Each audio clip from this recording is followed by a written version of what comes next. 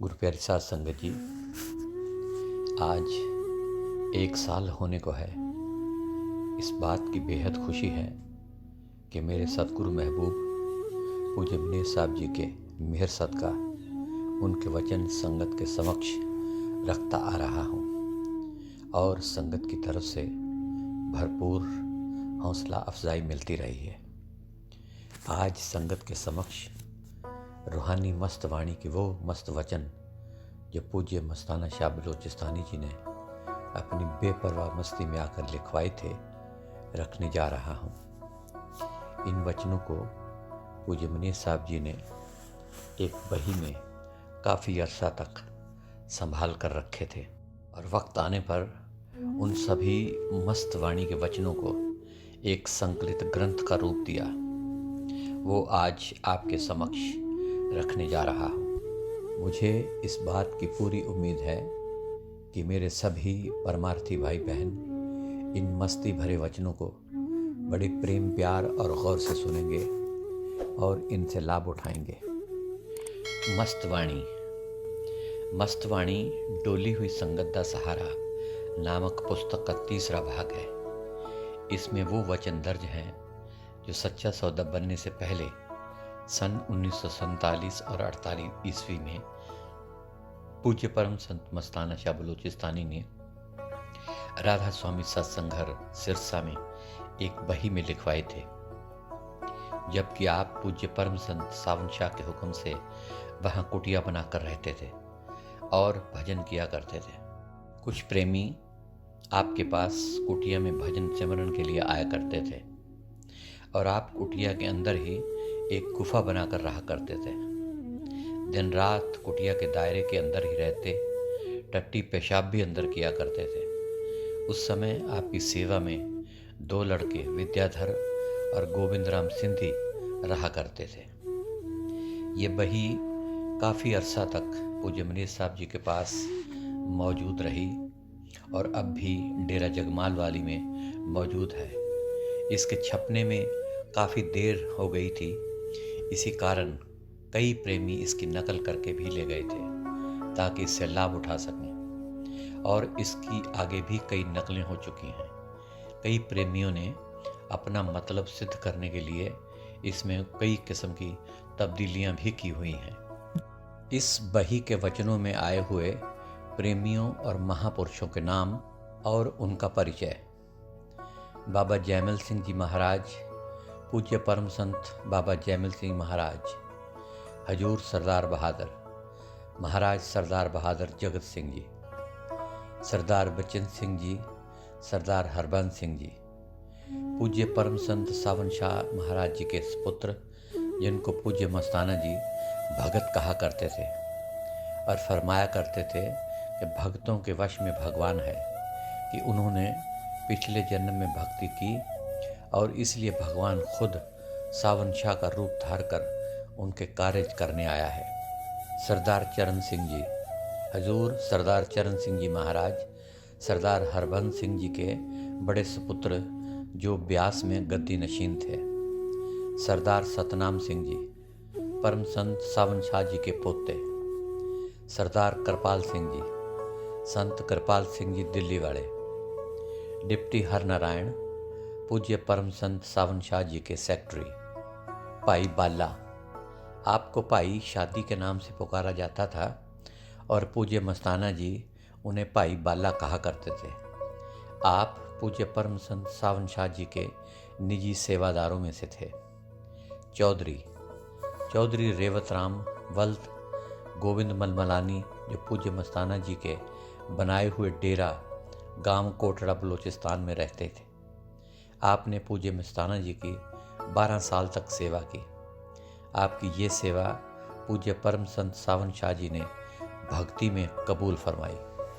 जंग सड़िया, आपका नाम रेवत राम था और आपके पिता का नाम मोटूमल था। आप भी गांव कोटड़ा बलोचिस्तान में रहते थे और गृहस्थी थे। आपने भी पूज्य मस्ताना जी की बड़ी सेवा की है। एक दफ़ा आप पूज्य मस्ताना जी और चौधरी साहब के साथ भजन में बैठे थे और लकड़ियों का धुआं लगा हुआ था। एक जलती हुई लकड़ी आपकी टांग पर गिर पड़ी और टांग जल गई, मगर आपको कुछ न पता चला, इसलिए आपको जंग सड़िया कहते थे। जब ये बात पूज्य मस्ताना जी ने सच्चे पातशाह संत सावन सिंह जी को बताई तो सच्चे पातशाह ने अपनी मुबारक ज़बान से फरमाया कि भजन करना इसको कहते हैं। आपकी सेवा भी सच्चे पातशाह ने मंजूर फरमाई। बाबा या बाबा करमचंद, आप राधा स्वामी सत्संग घर सिरसा में बहुत मुद्दत तक सेवा करते रहे हैं। जिन दिनों पूज्य मस्ताना जी वहाँ कुटिया में रहते थे, उन दिनों आप भी वहाँ सत्संग के घर के इंचार्ज थे। मोतीराम, शहर के एक प्रेमी जो बाबा करमचंद के मित्र थे। लाला रख्याराम, आप सांगला हिल के रहने वाले थे।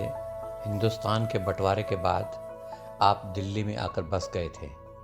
आजकल आप चोला छोड़ चुके हैं। आपने भी पूज्य मस्ताना जी की बहुत सोबत और सेवा की है। जब मस्ताना जी बलूचिस्तान से ब्यास आया करते थे तो रास्ते में अक्सर आपके पास ही ठहरा करते थे। पूज्य मस्ताना जी के चोला छोड़ने तक आप हर माह सत्संग पर आते रहे हैं। दिल्ली में डेरा बनने से पहले जब मस्ताना जी दिल्ली जाते तो आपके पास ही ठहरा करते थे। आपको पूज्य मस्ताना जी ने सच्चे सौदे का मुखी बनाया हुआ था। लाला मक्खन लाल, आप मिंटगुमरी के रहने वाले थे और इसके बाद दिल्ली में रहने लगे।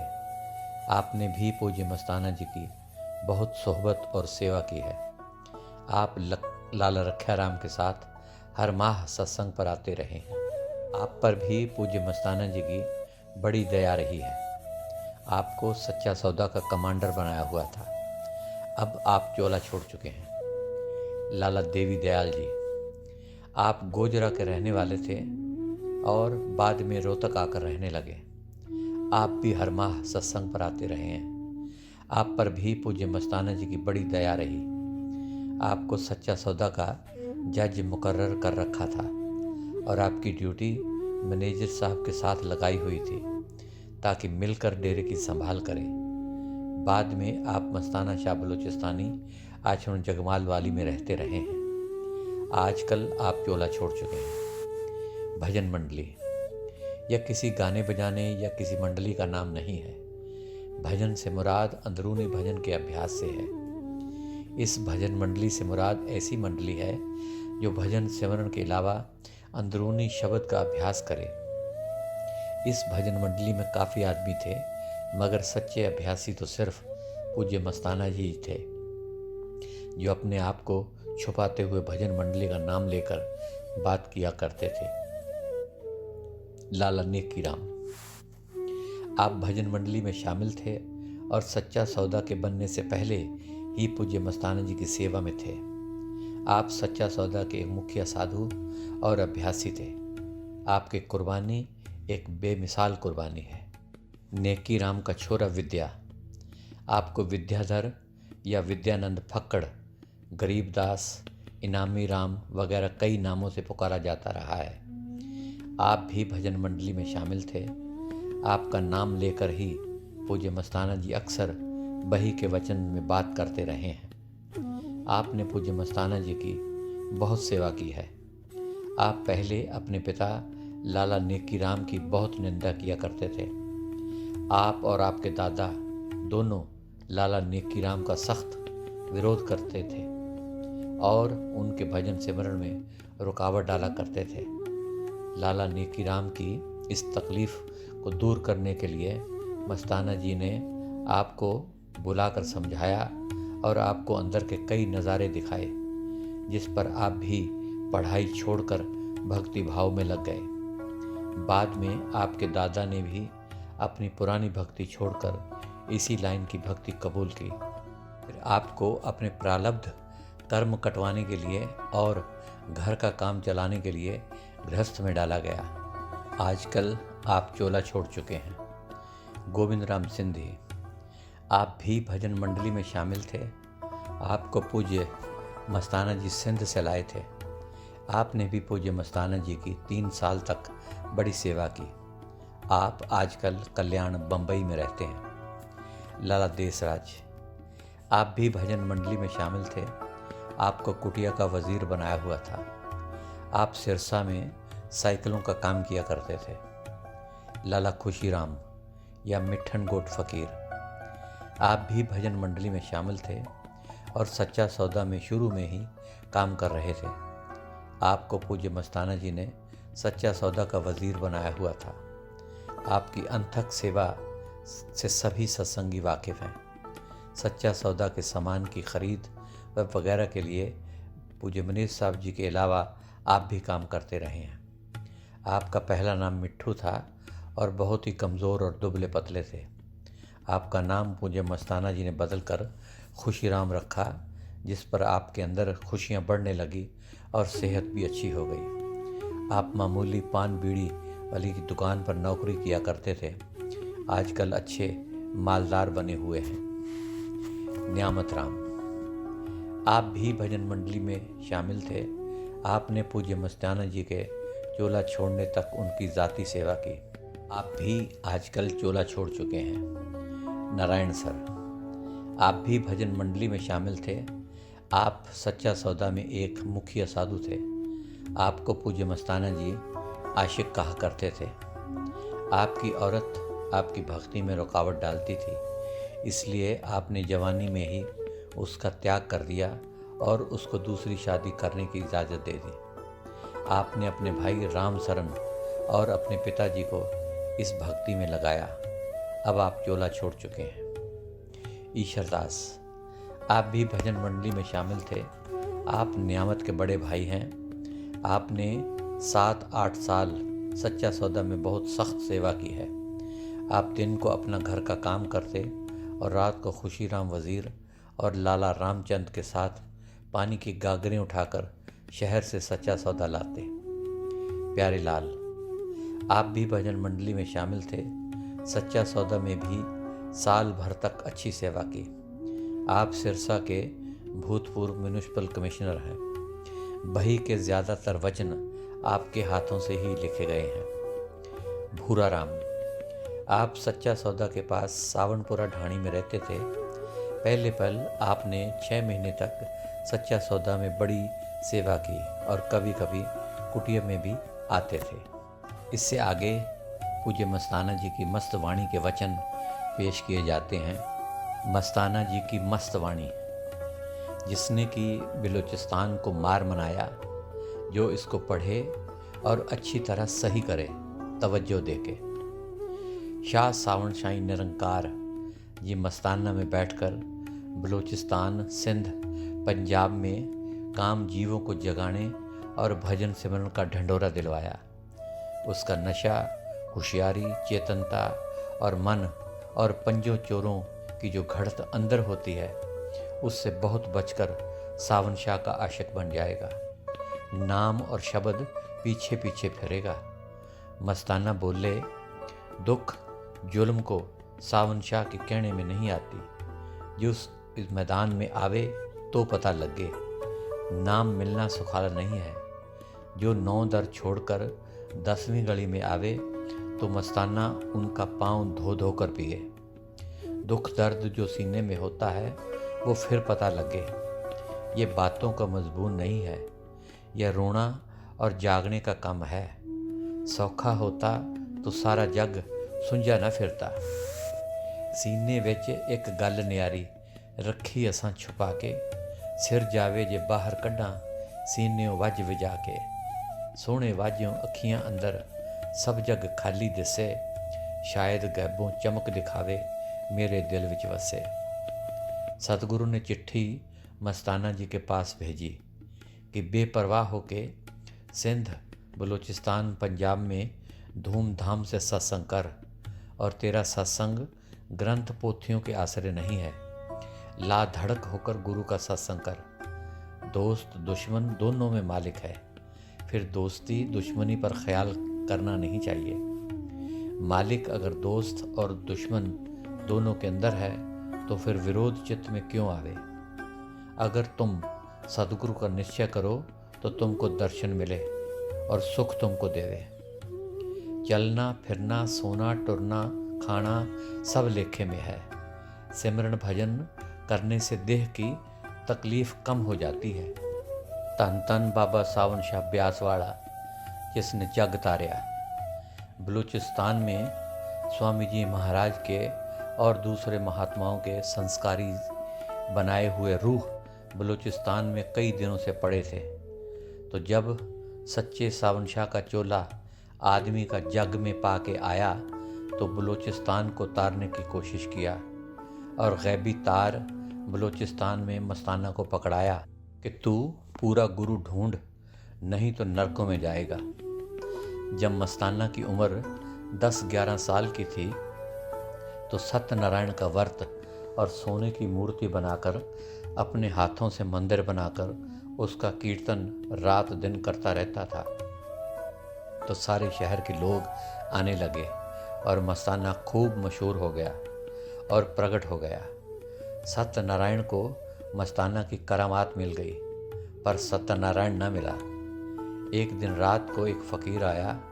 उसने बोला कि जब तक सतगुरु न मिलेगा तब तक सत्य जिसका नाम है वो तुमको नहीं मिलेगा।